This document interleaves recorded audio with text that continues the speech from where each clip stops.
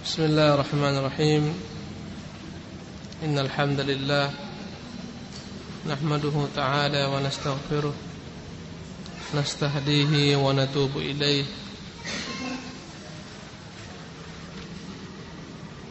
ونعوذ بالله من شرور أنفسنا ومن سيئات أعمالنا من يهده الله فلا مضل له ومن يضلله فلا هادي له أشهد أن لا إله إلا الله وحده لا شريك له وأشهد أن محمدا عبده ورسوله الذي لا نبي بعده.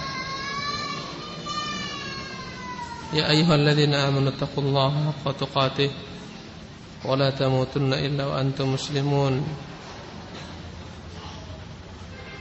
يا أيها الناس اتقوا ربكم الذي خلقكم من نفس واحدة وخلق منها زوجها وبث منهما رجالا كثيرا ونساء واتقوا الله الذي تساءلون به والأرحام إن الله كان عليكم رقيبا. يا أيها الذين آمنوا اتقوا الله وقولوا قولا سديدا يصلح لكم أعمالكم ويغفر لكم ذنوبكم ومن يطع الله ورسوله فقد فاز فوزا عظيما. أما بعد فإن أصدق الحديث كتاب الله وخير الهدي هدي محمد صلى الله عليه وسلم وشر الأمور محدثاتها وكل محدثة بدعة وكل بدعة ضلالة وكل ضلالة في النار. Para ikhwan rahimakumullah, kita dalam penjelasan tentang sifat-sifat Ahlus Sunnah wal Jamaah, kita telah jelaskan sebagian daripada sifat-sifat Ahlus Sunnah wal Jamaah, bahwasanya mereka adalah orang yang senantiasa mengikuti jejak Rasulullah sallallahu alaihi wasallam, sunnah Rasulullah yang zahir maupun yang batin. Bahwasanya mereka adalah orang yang senantiasa mengikuti jejak jalan as-sabiqun al-awwalun dari muhajirin dan ansar, mengikuti jejak para sahabat-sahabat Rasulullah. Terdepannya adalah jejak para al-khulafa ar-rasyidun. Mereka adalah orang-orang yang membenarkan, yang meyakini bahwasanya sebaik-baik kata adalah kitabullah, sebaik-baik petunjuk adalah petunjuk Rasulullah. Karena itulah mereka senantiasa mendahulukan kalamullah, perkataan Allah, atas segala perkataan selain Allah SWT. Dan mereka adalah orang yang senantiasa mendahulukan petunjuk Rasulullah, sunnah Rasulullah di atas seluruh petunjuk manusia. Karena itulah mereka disebut dengan Ahlus Sunnah wal Jamaah. Ahlus Sunnah karena mereka senantiasa mengikuti petunjuk sunnah. Wal Jamaah, disebut mereka dengan nama Wal Jamaah karena mereka senantiasa bersatu dan tidak berpecah belah. Kita telah juga bahas bahwasanya selain makna Al-Jamaah, mereka tidak berpecah belah, mereka juga senantiasa mengikuti ijma'nya kaum muslimin, kesepakatan kaum muslimin. Mereka tidak menyelisihi kesepakatan kaum muslimin, yang mana ijma' adalah merupakan sumber ketiga setelah Quran dan Sunnah. Jika para sahabat bersepakat dengan suatu perkara, maka mereka tidak akan menyelisihinya. Sebagaimana kesepakatan sahabat mengangkat Abu Bakar sebagai khalifah setelah Rasulullah, maka tidak ada seorang pun sahabat yang mengingkarinya. Ini yang disebut dengan nama ijma'. Sebagaimana sepakatnya mereka untuk menyatukan Quran di atas satu qiraah, di atas satu tulisan. Ini tulisan Quraisy, di mana mereka sepakat membakar semua mushaf kecuali mushaf dengan bahasa Quraisy. Ini namanya ijma', yang mana merupakan rujukan setelah Quran dan Sunnah. Yang mana dasar daripada ijma' ini pun adalah Quran dan Sunnah. Maka semuanya merujuk kepada Quran dan Sunnah. Kemudian ciri-ciri mereka yang telah kita jelaskan, bahwasanya mereka senantiasa menimbang segala sesuatu. Apa yang diperbuat manusia, yang dikatakan manusia, yang diyakini manusia, semua yang tampak daripada perbuatan manusia maupun yang tersembunyi yang berkaitan dengan agama, senantiasa akan mereka timbang dengan ketiga prinsip ini, Quran, Sunnah, dan Ijma'. Apapun yang dibuat orang yang berkaitan dengan agama, apapun yang dikatakan orang tentang agama, apapun yang diyakini orang tentang agama, mereka akan menimbangnya dengan kacamata Quran dan Sunnah serta ijma'nya kaum muslimin. Yang sesuai dengan timbangan ini mereka benarkan, yang tidak sesuai dengan timbangan ini mereka tolak. Inilah dia ciri-ciri Ahlus Sunnah. Mereka tidak berlomba-lomba, tidak tergesa-gesa menjatuhkan vonis salah, sesat, kafir, fasik, mubtadi', kecuali jika telah terpenuhi syarat-syaratnya. Mereka hanya mengkafirkan yang dikafirkan oleh Quran dan Sunnah. Mereka hanya membid'ahkan apa-apa yang dibid'ahkan oleh Quran dan Sunnah. Mereka memfasikkan apa-apa yang dianggap fasik oleh Quran dan Sunnah. Karena mereka tidak berani berkata-kata, tidak berani berbuat mendahului Quran dan Sunnah Rasulullah SAW. Kemudian adapun ijma' yang dapat dijadikan sebagai rujukan adalah ijma' yang berlaku pada al-qurun al-thalathah, 3 kurun awal saja, generasi sahabat, tabi'in dan tabi'ut tabi'in. Menurut Syekhul Islam Ibnu Taimiyah, karena selepas mereka telah terpecah belah kaum muslimin, maka sulit untuk menyatukan semuanya dan mustahil menyatukan semuanya. Karena itulah berkata Syekhul Islam, wal ijma'u alladhi yanḍabit huwa ma kana 'alaihi as-salafus salih. Ijma' yang benar adalah ijma' yang diperbuat oleh as-salafus salih, generasi awal umat ini. Idz ba'dahum kathrul ikhtilaf, karena setelah mereka tersebar perbedaan, perpecahan, perselisihan, wantasharatil ummah, tersebar umat. Karena namanya ijma' ittifaqu ummati Muhammadin, kesepakatan umat Muhammad, maksudnya ulama umat Muhammad, ala amrin min umuriddin, terhadap satu perkara daripada perkara agama, bukan perkara dunia. Inilah dia ijma', kesepakatan seluruh ulama terhadap satu perkara yang merupakan bagian daripada perkara agama dalam satu rentang zaman setelah wafatnya Rasulullah sallallahu alaihi wasallam. Ini dia ijma'. Karena ketika Rasulullah hidup tidak perlu ijma' sahabat. Mereka senantiasa mengembalikan kepada Rasulullah sallallahu alaihi wasallam. Dan ijma' yang benar adalah ijma' yang dilakukan oleh salafus salih. Setelah mereka enggak ada ijma', sekarang enggak ada ijma'. Kita hanya menetapkan ijma'nya para ulama as-salafus salih. Sebagaimana ijma'nya mereka tentang kewajiban salat 5 waktu. Yang menyelisihi ijma' ini kafir, keluar daripada Islam. Sebagaimana mereka ijma' tentang kewajiban puasa Ramadan. Yang mengatakan Ramadan tidak wajib, maka kafir, keluar daripada Islam. Karena hukum mengingkari ijma' adalah keluar daripada Islam secara umum. Adapun per individu tentunya dibutuhkan iqamatul hujjah, bayanul mahajjah. Adapun per individu tidaklah dikafirkan sampai tegak kepadanya hujjah, dia pahami hujjah, baru bisa dikafirkan.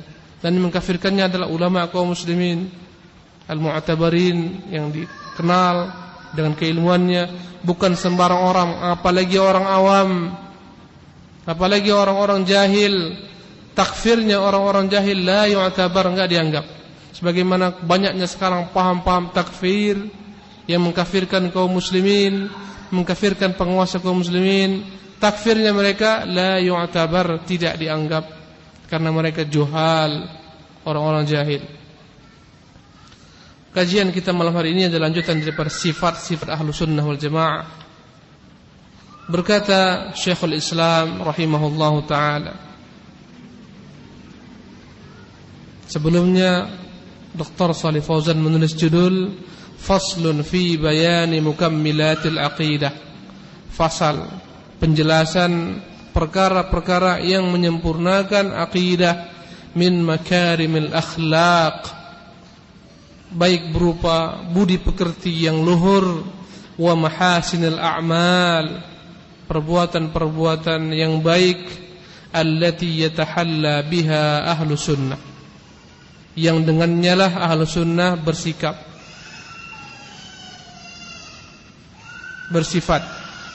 Berkata Syekhul Islam Ibn Taimiyah rahimahullah, thumma hum ma'a hadhihi al-usul ya'muruna bil ma'ruf wa yanhauna 'anil munkari 'ala ma tujibuhu asy-syari'ah. Kemudian mereka, yakni siapa mereka di sini? Ahlu sunnah. Ma'a hadhihi al-usul, dengan prinsip-prinsip yang telah dijelaskan sebelumnya ini, mereka juga ya'muruna bil ma'ruf, memerintahkan manusia untuk berbuat ma'ruf,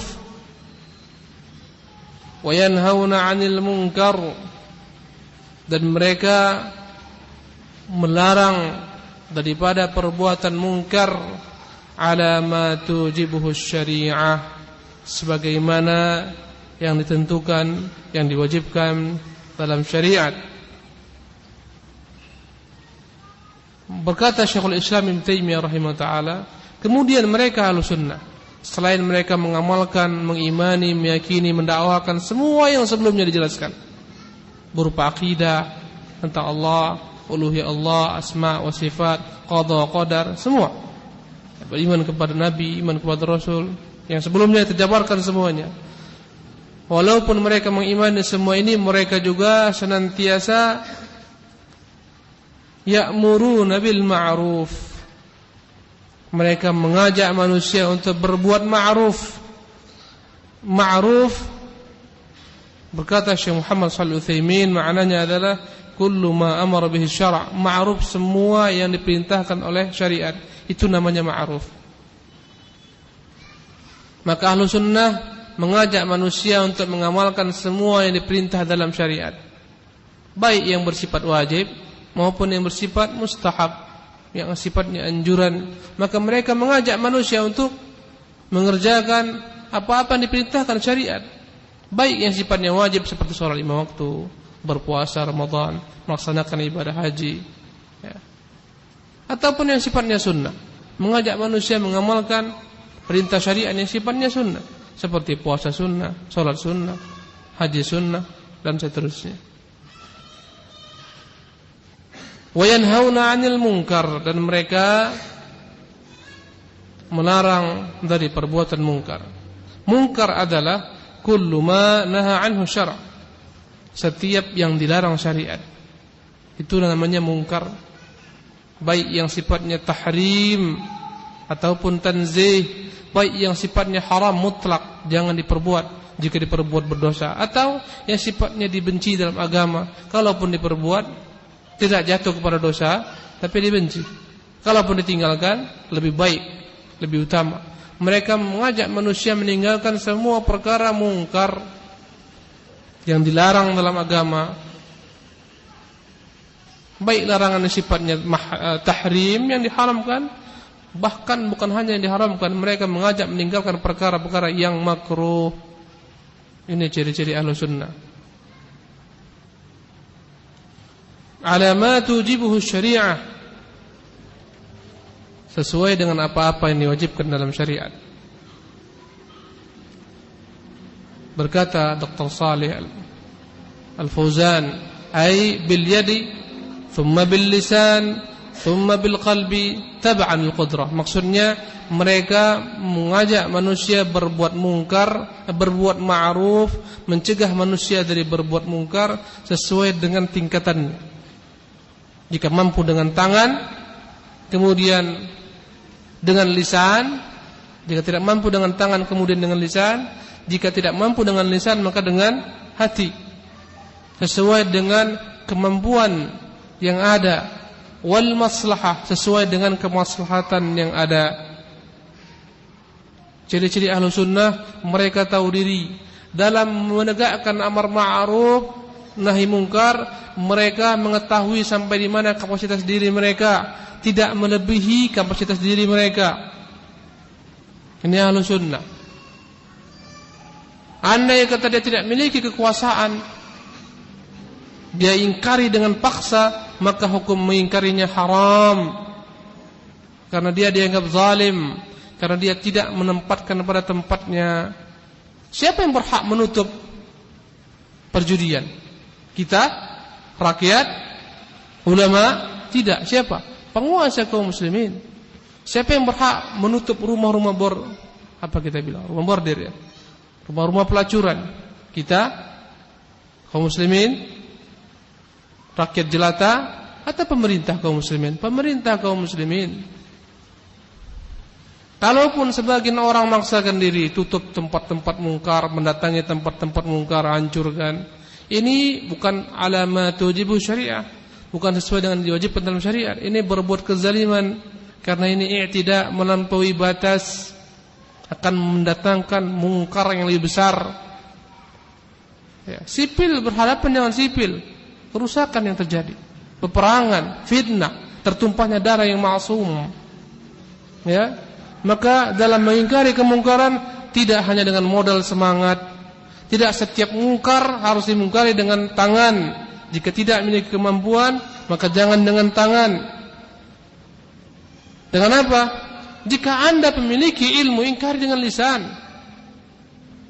Tentunya dengan cara yang bijak dan hikmah.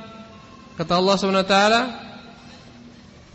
wal takum minkum ummatun, kata Allah SWT, ud'u ila sabil rabbika bil hikmah.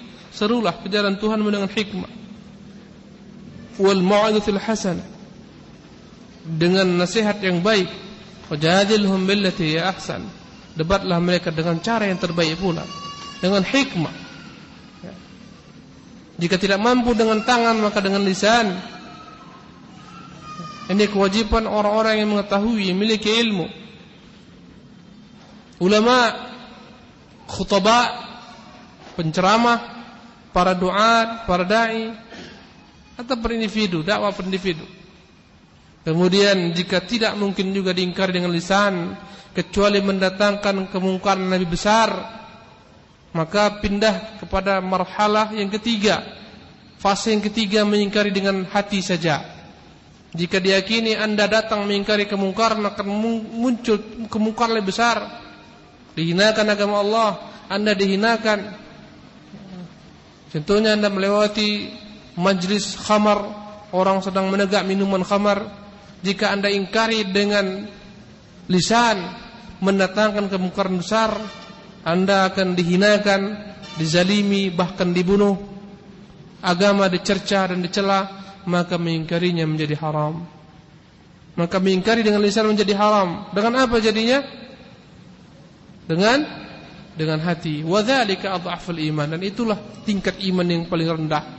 Kalaupun tidak dia ingkari dengan hati, berarti dia ridha, berarti dia rela, maka dia terikut dalam haram, dalam keharaman.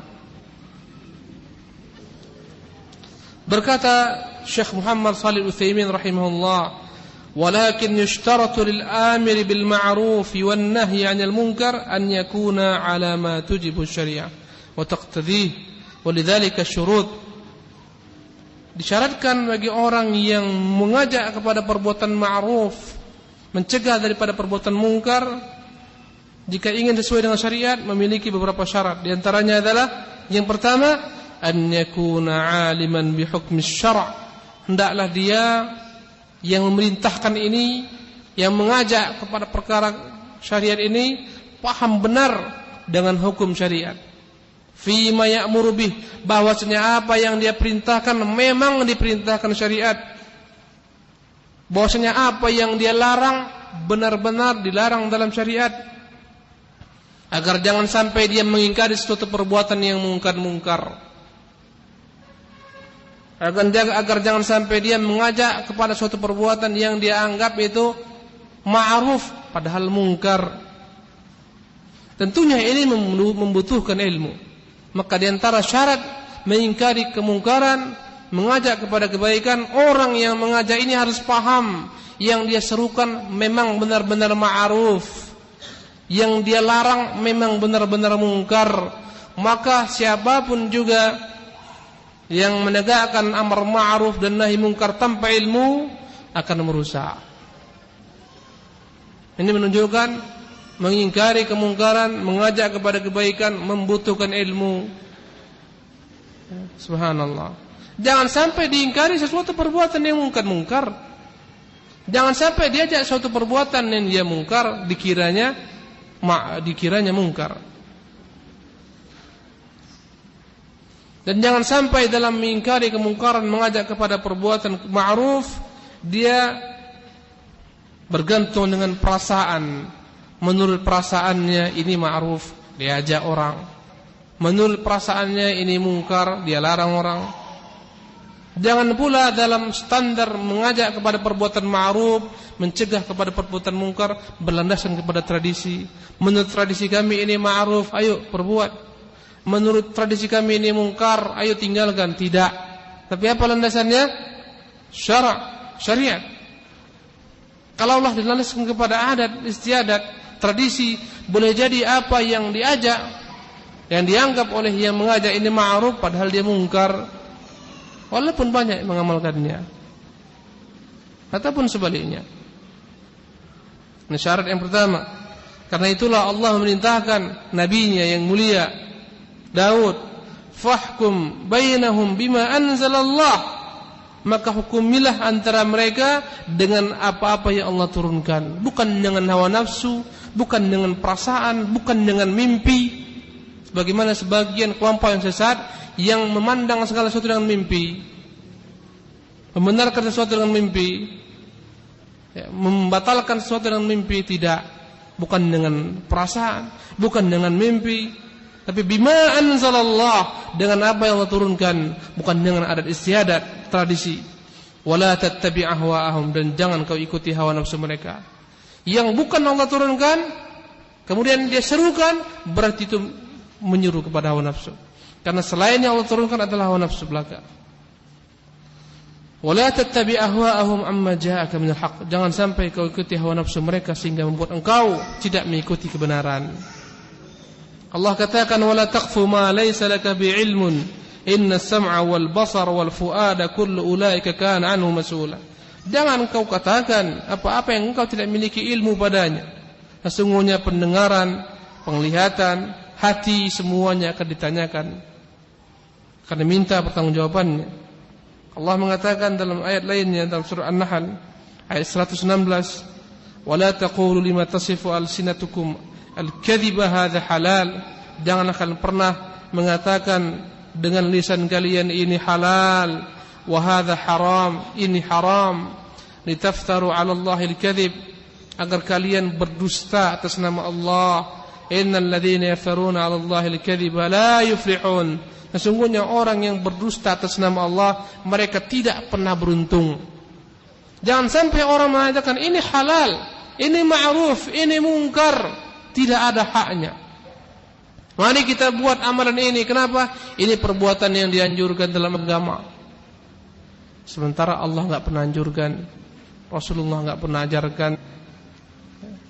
Jangan sampai kau katakan dengan lisanmu ini halal, ini haram, ini syiar agama, ini simbol-simbol agama. Kita menegakkan syiar agama.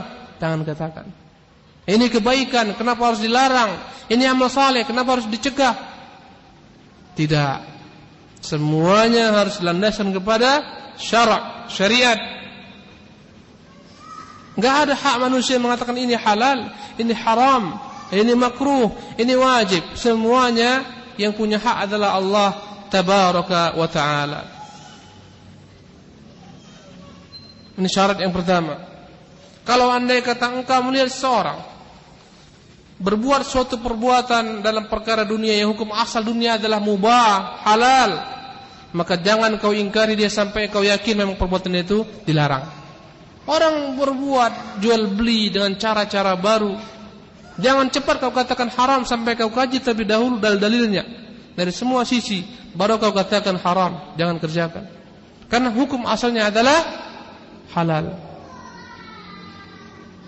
Jangan sampai seorang mengingkari sesuatu tanpa ilmu, dengan ragu-ragu. Kalau andai kata kau lihat seorang berbuat suatu perbuatan yang dianggap ibadah, dan engkau tidak tahu itu ibadah, maka kau cegahlah dulu. Karena hukum asal ibadah adalah haram sampai kau yakin ada perintah. Kalau kau lihat orang berbuat ibadah, tanyakan, jangan berbuat ini. Dari mana dasarmu ini? Ini enggak boleh kita perbuat, karena hukum asal ibadat adalah apa? Haram. Enggak boleh kita karang-karang tata cara ibadah. Enggak boleh tata cara zikir, enggak boleh tata cara salat, semuanya hukum asalnya adalah haram. Jika engkau ragu dengan perbuatan seorang yang dalam hal ibadah, katakan lebih baik jangan kerjakan sebelum ada perintah. Mana perintah yang merintahkan demikian? Ini perkara apa? Ibadah. Perkara dunia apa tadi? Jangan larang sampai ada memang dalil yang melarang. Silahkan buat semua. Kalaupun antum bertanya apa standar sesuatu dianggap perkara dunia, apa standar sesuatu dianggap perkara ibadah, katakan standar sesuatu dianggap perkara dunia adalah suatu perkara yang Islam belum datang, dia telah terjadi. Berjual beli, apa namanya, orang-orang telah berjual beli sebelum Nabi diutus orang berjual beli. Adat istiadat seperti berpakaian, makanan, pernikahan, orang menikah dan seterusnya. Sebelum Rasulullah diutus telah ada orang yang menikah. Maka ketika Islam datang, ada 8 pernikahan yang dibatalkan oleh Islam, ya, 7, yang 1 ditetapkan oleh Islam, yang sekarang berlaku ini. Jadi hukum asal perkara dunia adalah mubah. Apa itu perkara dunia? Sebelum Rasulullah diutus pun telah ada dia. Adapun perkara ibadah adalah perkara yang hanya dapat diketahui setelah diutusnya Rasulullah. Salat dengan cara seperti sekarang ini enggak pernah ada sebelumnya. Enggak pernah orang tahu. Puasa dengan definisi seperti sekarang ini, menahan diri daripada makan dan minum, dan semua yang membatalkan puasa sejak terbit fajar sampai tenggelamnya matahari. Ini baru ada ketika Rasulullah diutus. Zikir, apalagi berdoa, semuanya yang berkaitan dengan ibadah, yakni satu perkara yang hanya ada ketika setelah Rasulullah diutus menjadi Nabi. Itu standarnya. Berpakaian ini perkara apa, ikhwan? Kira-kira cara berpakaian dunia, perkara ini perkara ibadah atau perkara dunia? Dunia. Maka jangan dipersempit, harus berpakaian Arab. Siapa yang mengatakan harus kemana-mana antum berpakaian jubah? Siapa yang memfatwakan? Silahkan antum pakai sarung, silahkan antum pakai jubah, silahkan antum pakai pakaian buku. Ini perkara dunia.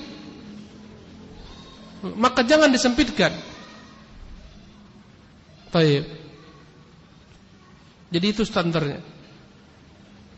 Kalau antum kumpul-kumpul buat suatu acara, yakni dalamnya ada zikir kepada Allah Subhanahu wa taala dengan cara khusus, bacaan khusus, dipandu secara khusus. Ini perkara apa mereka anggap? Perkara agama mereka anggap. Tanyakan mana dalilnya. Ini khususkan pada malam tertentu, tanyakan mana dalilnya. Kalau anda kata enggak ada, hukumnya haram.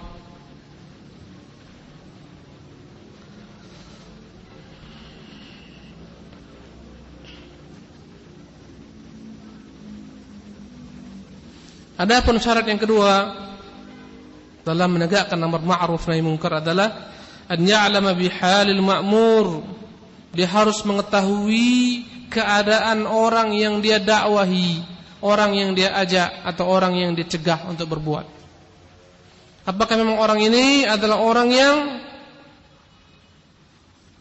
memang telah terbebani dengan taklif agama, atau belum. Jangan sampai dia ajak orang-orang yang enggak wajib mengerjakan suatu taklif agama, anak-anak contohnya. Dia wajibkan untuk berbuat ini, dia larang untuk berbuat itu. Karena mereka ghairu mukallaf. Maka andai kata Anda ragu-ragu terhadap seorang apakah dia ini seorang yang telah mukallaf atau belum, maka jangan perintahkan dia, jangan larang dia kecuali setelah engkau tanyakan kepadanya apakah dia telah baligh dan seterusnya. Ya. Anda melihat orang tidak melaksanakan ibadah haji, ya, jangan Anda ingkari sampai Anda tanya keadaannya, apakah tergolong orang-orang yang memiliki kemampuan atau tidak memiliki kemampuan. Ya, Anda ajak dia untuk melaksanakan ibadah haji. Anda paksakan, ini hukumnya wajib, Anda harus haji. Kalau enggak Anda berdosa. Tanyakan dulu keadaannya. Apakah dia memang orang yang memang terkena beban taklif haji. Jadi perlu ada rincian.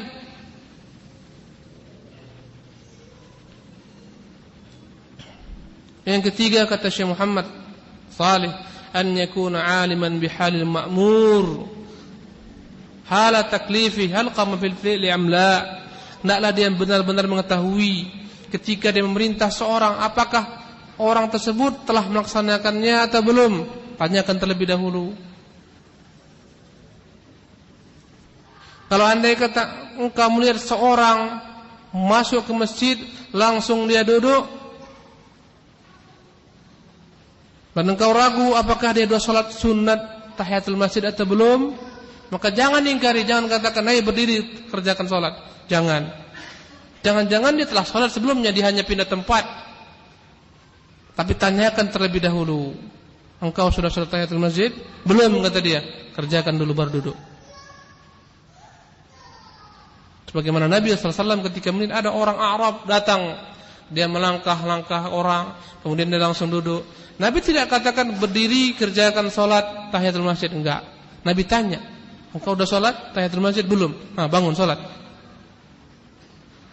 Ya.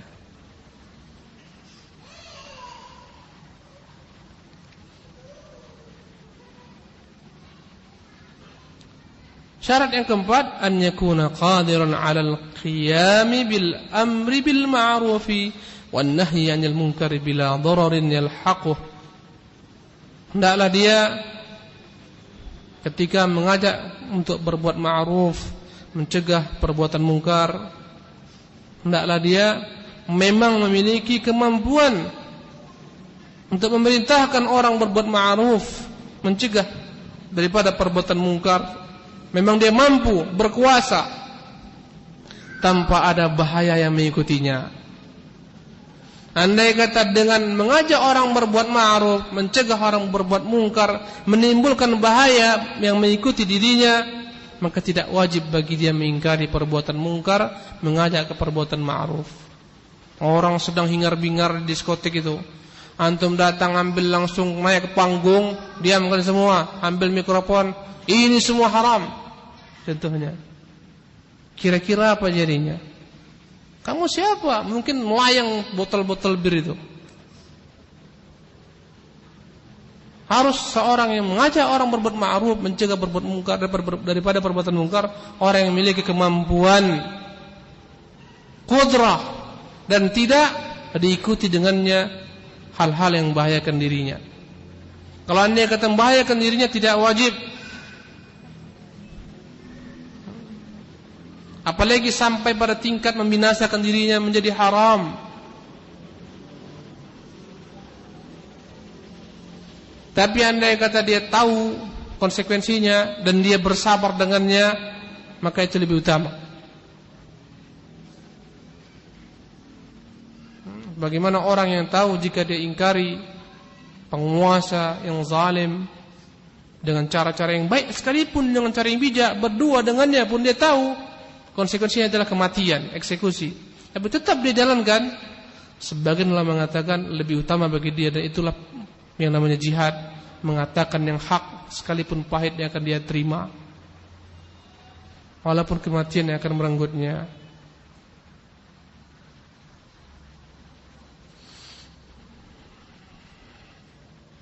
maka semua akan kembali kepada sisi maslahat mudarat.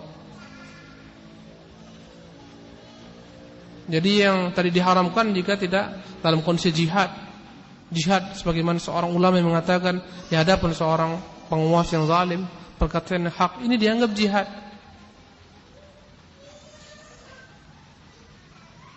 Andai kata tidak dia terangkan, akan tersebar ketika itu kekufuran atau bid'ah dan seterusnya. Maka wajib dia terangkan ini sunnah, wajib ditampakkan ini bid'ah, ya. Walaupun risiko yang akan didapatkan besar, dia harus terusir dari negerinya dan seterusnya, mungkin dia dipenjara, katakan. Syarat yang kelima, an la yatarattaba 'ala al-amri bil ma'ruf wan nahyi 'anil munkar mafsadatun a'zam min as-sukut. Tidaklah muncul perkara yang lebih besar kerusakannya daripada perbuatan dia mengajak orang kepada perbuatan ma'ruf, mencegah orang daripada perbuatan mungkar. Jangan sampai dakwahnya ini mengajak orang kepada perbuatan ma'ruf, mencegah orang daripada perbuatan mungkar, menimbulkan kerusakan lebih besar daripada dia diam saja. Kalau andai kata dia diam, enggak seperti ini parahnya, maka lebih baik bagi dia apa? Diam, tidak mengajak. Kalau andai kata dia yakin dengan mengajak akan muncul kerusakan lebih besar, maka wajib bagi dia diam, tidak mengajak. Cukup dia ingkari dengan hatinya.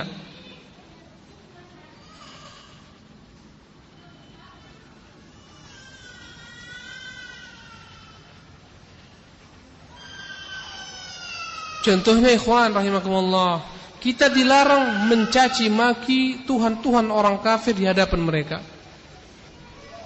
Kenapa?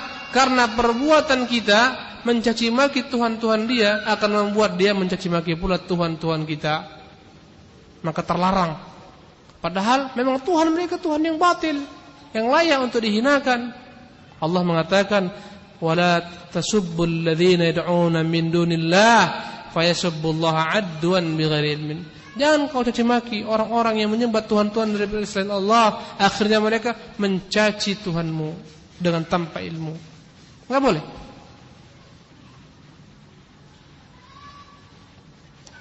Karena itulah ulama membagi pengingkaran terhadap kemungkaran kepada 4 kondisi. Yang pertama,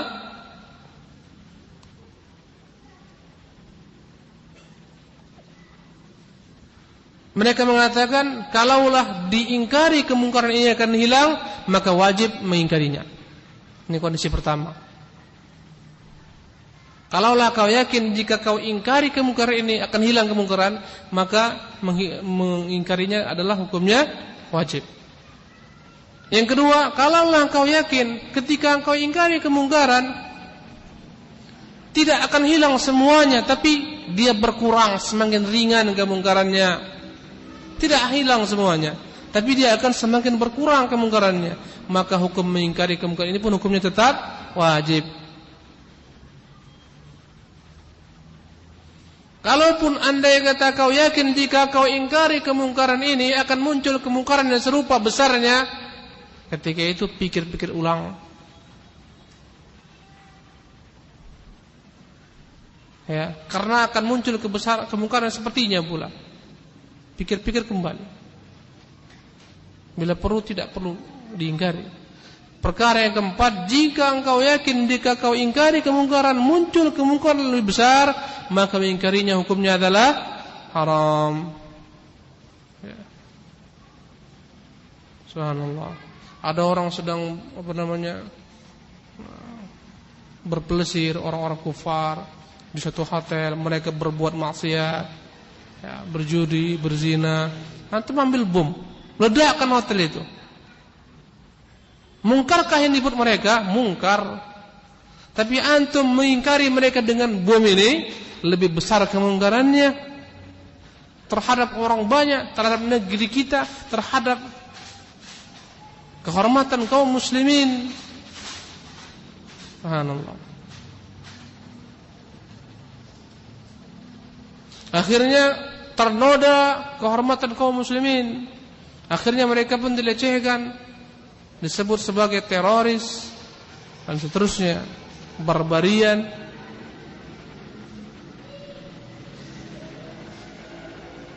Maka hendaklah setiap orang tahu di mana posisi dirinya. Ya. Subhanallah. Tayyib. Itulah di ikhwan rahimakumullah tentang hukum-hukum yang berkaitan dengan mengajak orang kepada perbuatan ma'ruf, mencegah orang daripada perbuatan mungkar. Kita lanjutkan. Wa yarawna iqamatal hajji wal jum'i wal a'yadi ma'al umara'i abraran kanu aw fujjara. Dan mereka berkeyakinan wajibnya melaksanakan ibadah haji, melaksanakan salat-salat yang berjamaah seperti salat Id, istisqa dan lain-lainnya yang dilaksanakan berjamaah, wal a'yad, salat-salat hari raya ma'al umara, beserta para pemimpin, abraran kanu aw fujjara, baik pemimpin mereka itu adalah pemimpin yang saleh ataupun pemimpin yang fasik. Prinsip Ahlus Sunnah, mereka senantiasa mengikuti instruksi pemimpin mereka dalam melaksanakan ibadah haji, melaksanakan salat hari raya, salat Jumat. Baik pemimpin mereka ini orangnya adalah pemimpin yang saleh, yang taat beragama, atau sebaliknya pemimpin yang talih, yang zalim, yang fasik, yang fajir. Mereka meyakini wajib tetap dipatuhi mereka, wajib tetap salat di belakang mereka, wajib tetap ikut haji beserta instruksi mereka, wajib melaksanakan salat Jumat beserta mereka. Mereka berkeyakinan haram menyelisihi pemimpin mereka ini, haram tidak mau salat di belakang pemimpin mereka ini, tidak mau melaksanakan salat raya di belakang pemimpin mereka, tidak mau salat Jumat dengan mereka, memisahkan diri, tidak mau haji dengan mereka. Mereka meyakini ini semuanya perbuatan haram. Subhanallah. Jadi ikhwan rahimakumullah, ciri-ciri Ahlus Sunnah, mereka mengajak orang berbuat ma'ruf, mencegah orang berbuat mungkar sesuai dengan apa-apa yang diwajibkan dalam syariat. Ini ciri-ciri Ahlus Sunnah yang tadi kita bahas. Dan mereka tahu kepada siapa mereka mengingkari kemungkaran. Kepada penguasa berbeda hukumnya dan caranya jika kita mengingkari kemungkaran kepada orang yang bukan memiliki kekuasaan, orang-orang biasa dan seterusnya. Adapun ahlul bid'ah, orang-orang khawarij, mereka menganggap, ya, orang-orang khawarij menganggap sebagaimana dikatakan oleh Syekh Shalih Fauzan hafizahullah taala tentang ciri-ciri ahlul bid'ah, bahwasanya ahlul bid'ah mereka dalam amar ma'ruf nahi munkar menganggap jika penguasa zalim maka mereka wajib untuk tidak tunduk kepada penguasa kaum muslimin. Mereka wajib memberontak kepada penguasa kaum muslimin. Mereka wajib angkat pedang terhadap penguasa kaum muslimin. Ini orang-orang khawarij.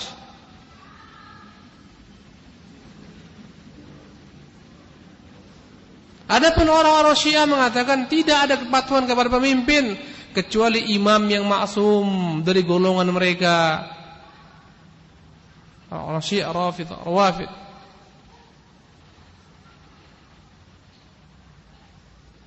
Ahlus Sunnah menganggap wajib kaum muslimin melaksanakan instruksi pemerintah, salat beserta mereka, di belakang mereka, mengikuti Jumat beserta mereka, melaksanakan hari raya beserta mereka, ya. Baik mereka pemimpin-pemimpin yang fasik ataupun pemimpin-pemimpin yang adil. Orang-orang Khawarij mengatakan kita ikuti pemimpin-pemimpin yang adil, yang fasik, yang zalim kita turunkan dengan paksa. Bagaimana caranya? Kita tumpahkan darahnya, kita memberontak kepadanya, kita membuat makar terhadapnya, harus digulingkan dia. Ini ciri-ciri siapa tadi? Ahlul bid'ah, kaum khawarij.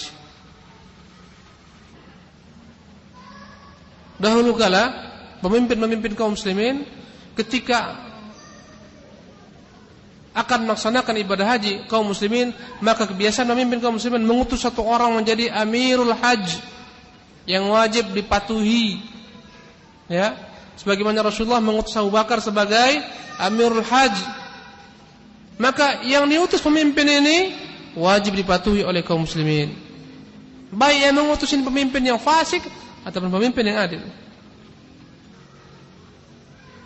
Bahkan mereka wajib mematuhi pemimpin tersebut walaupun pemimpin tersebut minum khamar, berbuat kefasikan. Subhanallah. Bahkan kalaupun dia minum khamar ketika haji, tetap wajib dipatuhi. Tetap wajib salat di belakang mereka. Tentunya bukan ketika minum tentunya. Dan kepatuhan ini selama belum muncul daripada pemimpin tersebut kekafiran yang nyata. Kalau andai kata muncul kekafiran yang nyata, yang jelas-jelas tidak ada lagi sama sekali kemungkinan dia tidak kafir, maka ketika itu barulah boleh tidak patuh kepada mereka. Bahkan menjadi wajib menggulingkan mereka ketika kaum muslimin memiliki kemampuan. Tapi yang namanya kefasikan apapun ceritanya, berzina dia, pemimpin itu berzina, minum khamar dia, apapun yang dia buat selama tidak sampai kepada kekufuran, tetap wajib dipatuhi dalam perkara-perkara yang baik tentunya. Perkara-perkara yang mungkar tidak wajib dipatuhi, tidak boleh dipatuhi. Walaupun demikian, tidak boleh rakyat melepaskan diri daripada ketaatan kepada mereka, memberontak contohnya. Adapun orang khawarij, apa kata mereka? Tidak ada ketaatan kepada seorang amir, pemimpin, andai kata dia bermaksiat. Karena menurut orang khawarij, pelaku kemaksiatan kafir, keluar daripada Islam. Sekarang yang tersebar pemahaman ikhwan di negeri-negeri kaum muslimin, pemahaman takfir, pemahaman khawarij, di mana mereka menganggap pemimpin jika salah, pemimpinnya korup, kafir. Pemimpinnya tidak berhukum dengan hukum Islam, menurut anggapan mereka secara total dianggap kafir. Maka konsekuensinya pemimpin ini wajib digulingkan. Rakyat semua yang tidak memberontak, semuanya pun kafir sama dengan penguasanya. Siapa yang enggak kafir? Kelompok mereka itu aja yang enggak kafir. Dampaknya apa? Mereka halalkan darah, mereka halalkan harta. Subhanallah. Ini adalah merupakan i'tiqad yang berbahaya. Makanya ketika mereka membunuh, mengebom dan seterusnya, mereka menganggap ini adalah jihad. Ini semua orang kafir. Hartanya adalah ghanimah, harta rampasan perang. Subhanallah. Adapun orang-orang Rafidhah Syiah mengatakan tidak ada kepatuhan kecuali kepada seorang imam yang maksum. Kata mereka, umat Islam, ya, semenjak hilangnya Imam Mahdi yang mereka tunggu-tunggu, tidak ada imam, maka tidak ada yang wajib dipatuhi. Subhanallah. Fala haula wala quwwata illa billah.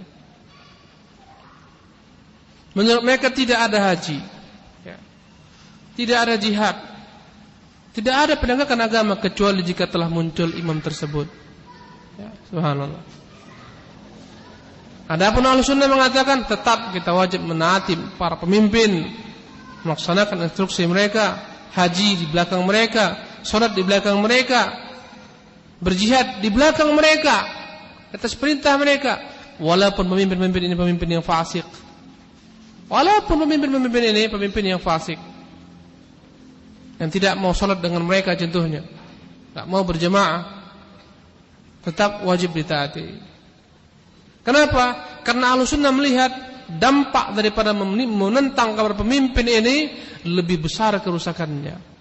Menentang kepada pemimpin akan menumpahkan darah yang maksum, muncul fitnah, terbunuhlah orang-orang yang tidak memiliki dosa. Pemberontakan antum lihatlah, yang namanya pemberontakan habis seluruhnya. Yang salah, yang enggak salah, habis. Kadang-kadang korban anak-anak, orang tua, perempuan-perempuan, dicurigai aja hilang. hancur semua. Kacau balau kaum muslimin. Karena itulah mereka melihat kemungkaran yang muncul daripada mengingkari penguasa lebih besar daripada mereka bersabar di bawah kezaliman penguasa. Bersabarnya mereka di bawah kezaliman penguasa masih lebih ringan dibanding mereka mengingkari penguasa-penguasa tersebut. Muncullah kemungkaran besar, muncullah pemberontakan, peperangan, pertumpahan darah yang berkepanjangan. Karena itulah Ahlussunnah senantiasa menimbang antara sisi maslahat dan mafsadah. Kalau andai kata lebih besar kerusakannya, mereka haramkan. Subhanallah. Lihatlah ketika muncul pemahaman ini, maka centang perenanglah negeri kaum muslimin, berpecah belahlah kaum muslimin. Setiap negeri kaum muslimin di bawahnya ada amir-amir, masing-masing mengangkat amir yang mereka baiat, yang satu mengkafirkan yang lainnya. Subhanallah, kacau balau. Tidak ada persatuan lagi. Pemimpin tidak lagi dipatuhi. Yang dipatuhi adalah amir-amir yang diangkat-angkat ini, yang tidak sah keamirannya. Baik. Wa yuhafizuna 'alal jama'at, dan mereka Ahlussunnah senantiasa menjaga jamaah. Di antaranya menjaga salat berjamaah. Maka bukanlah Ahlussunnah wal Jamaah yang tidak menjaga salat jamaah. Karena ciri-ciri Ahlussunnah adalah menjaga jamaah. Kalau andai kata azan diserukan dia enggak datang ke masjid, ini bukan ciri-ciri Ahlussunnah wal Jamaah. Ahlussunnah wal Jamaah senantiasa memelihara jamaah ketika salat. Berjamaah mereka jaga. Kemudian jamaah kaum muslimin mereka jaga agar tidak berpecah belah. Semua sarana-sarana yang membuat terpecah belah kaum muslimin mereka jaga, mereka pelihara. Inilah ciri-ciri Ahlussunnah wal Jamaah. Semua mereka kembalikan kepada kitab, kepada sunnah agar tidak terpecah belah kaum muslimin. Mereka menyuruh kepada persatuan yang dibangun di atas Quran dan sunnah. Ini ciri-ciri Ahlussunnah wal Jamaah. Bukan menyuruh kepada individu, kelompok, partai, yayasan, ormas, tidak, wallah. Itu bukan ciri-ciri Ahlussunnah. Mereka adalah orang-orang yang senantiasa menjaga jamaah, persatuan, salat jamaah masuk dalamnya. Karena Allah mengatakan, wa aqimus salata wa atuz zakata warka'u ma'ar raki'in. Tegakkan salat, tunaikan zakat, ruku'lah beserta orang-orang yang ruku'. Menunjukkan perintah untuk berjamaah, ruku' beserta orang-orang yang ruku'. Subhanallah. Karena itulah sebagian ulama mewajibkan salat jamaah. Karena dia merupakan syiar Ahlussunnah wal Jamaah. Bukan Ahlussunnah yang salatnya sendiri-sendiri, bukan Ahlussunnah.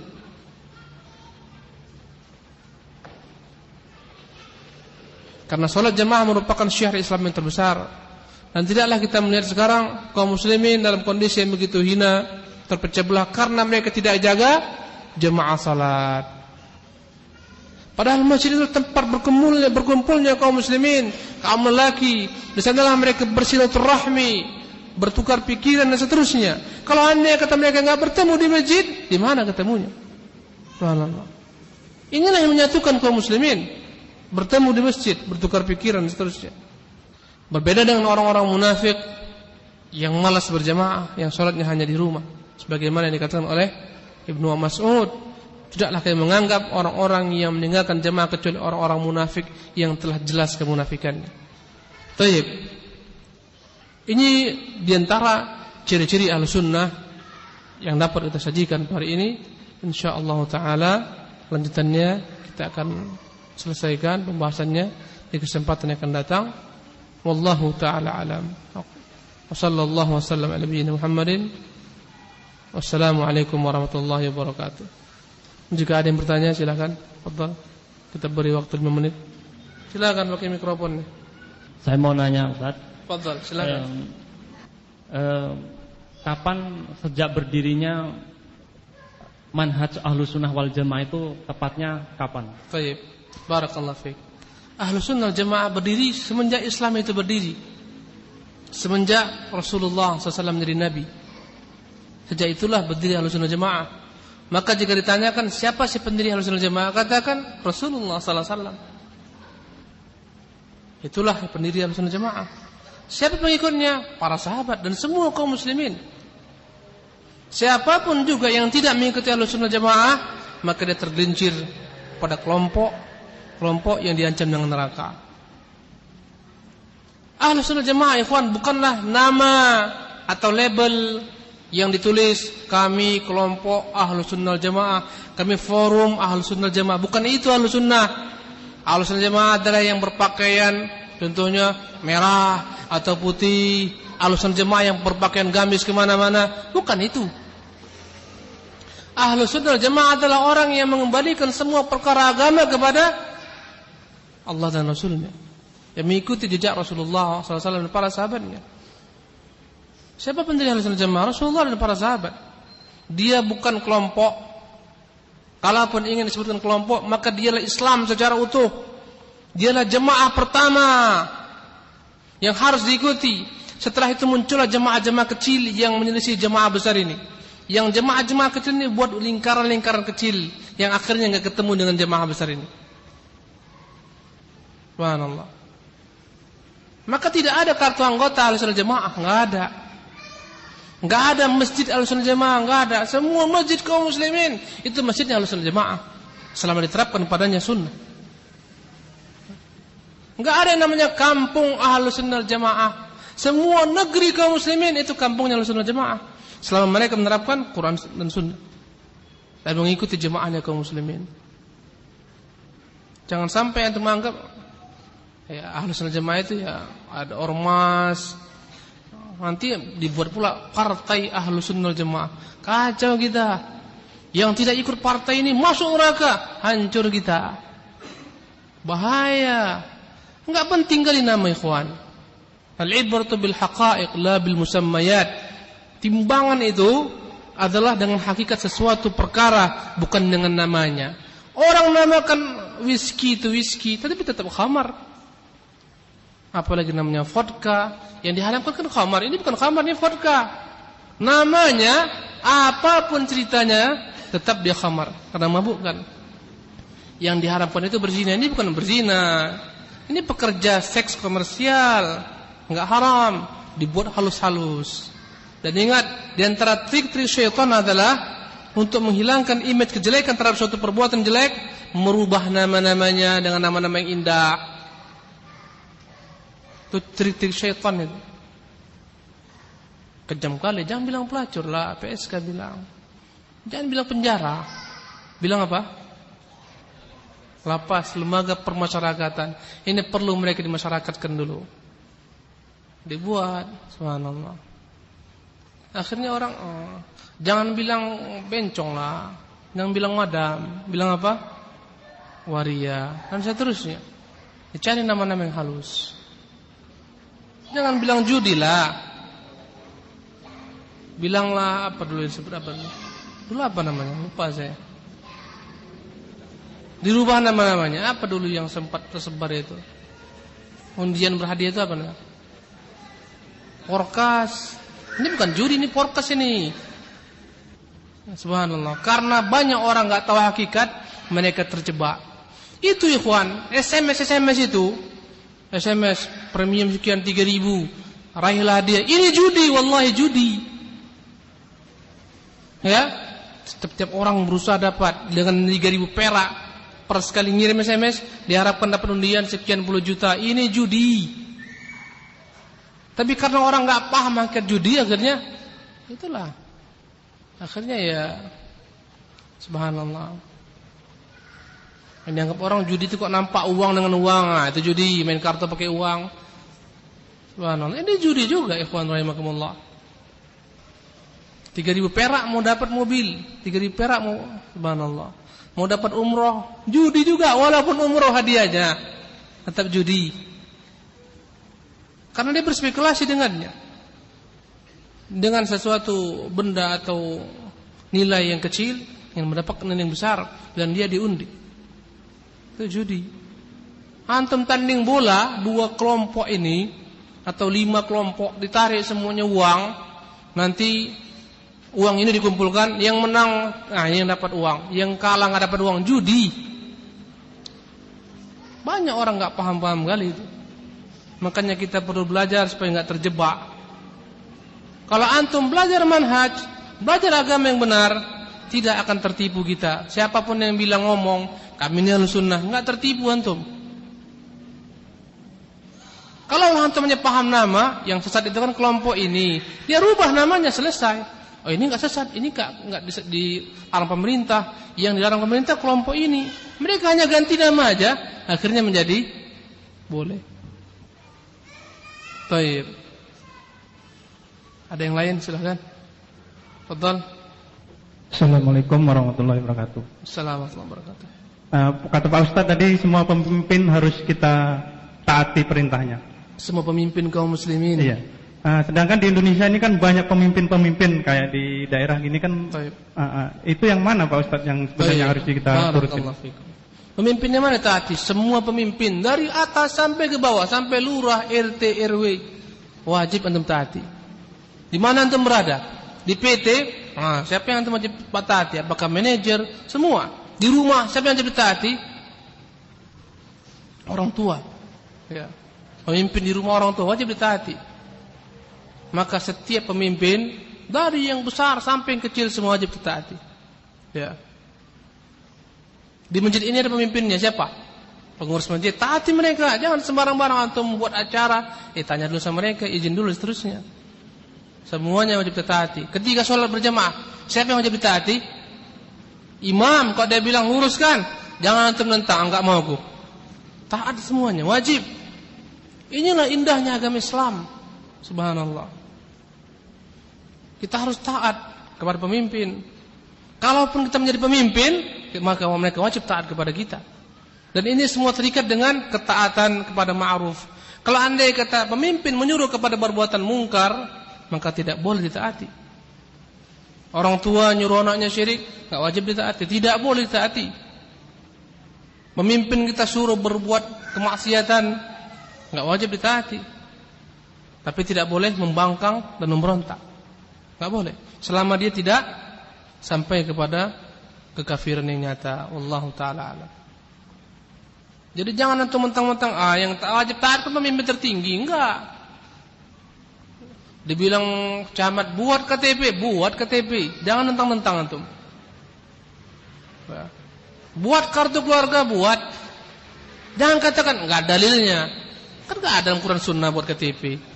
Ya ikhwan, dalilnya ada. Atiullaha wa atiur rasulah wal amri minkum, itu dalilnya. Ada lampu merah, enggak ada dalam undang-undang Al-Qur'an lampu merah, tabrak terus. Berdosa, haram. Akan menimbulkan kemudaratan, kerusakan. Subhanallah. Antum tengoklah fatwa Syekh Utsaimin. Subhanallah. Dia menasihati semua harus taat. Parkirnya harus benar, sampai parkir pun diterangkan oleh Syekh Muhammad Utsaimin. Tempat parkir itu harus dipatuhi. Kalau ada tempat parkir seperti ini. Ya. Lalu lintas itu semua harus ditaati. Menentang penguasa berdosa karena ini akan menimbulkan kemudaratan. Subhanallah. Kalaulah Islam ini benar-benar diamalkan, Masya Allah, alangkah indahnya negeri kaum muslimin. Ini polisi dipukuli, polisi dikejar, presiden dicerca. Gimana mau kita hidup dengan baik? Dan seterusnya, damai, negeri ini tegak. Antara kita tiap hari pagi sore siang bertengkar. Habis uang untuk ngurusi orang bertengkar aja. Habis uang kita beli koran tiap hari nengok siapa yang menang, siapa yang kalah. Subhanallah. Demikian ikhwan rahimakumullah. Cukup sampai di sini hari ini. Assalamualaikum warahmatullahi wabarakatuh.